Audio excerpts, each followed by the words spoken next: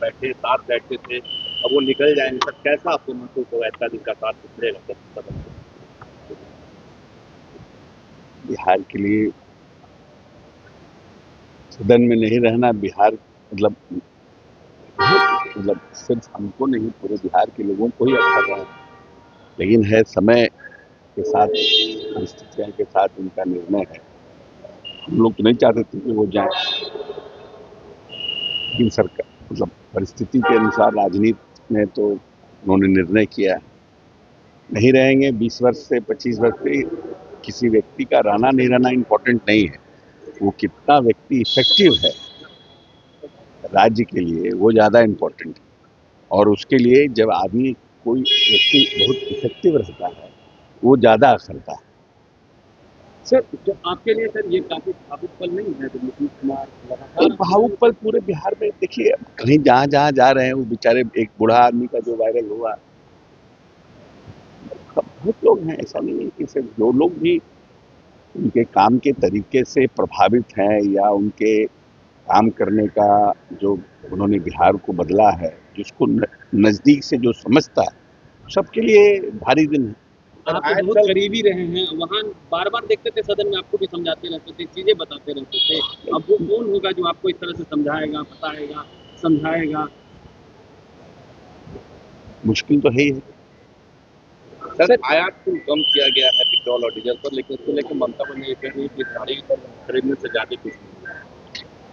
देखिए, ममता जी चुनाव में है, तो ममता जी को कोई भी एनडीए का और भारतीय जनता पार्टी का निर्णय जो है वो जनता की नज़र में उसको इफेक्टिव नहीं होने देना चाहती है। तो वो चाहती हैं, अपने लोगों को मैसेज देना चाहती हैं।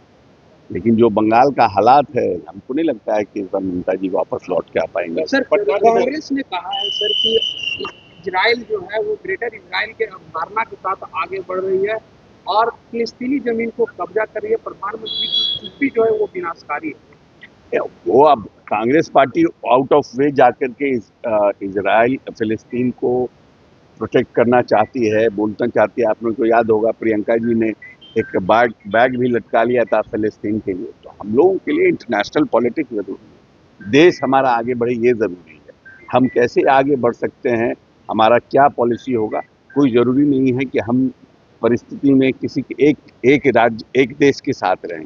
परिस्थितियां जो राज्य हित में देश हित में होगा वैसा निर्णय करेगा।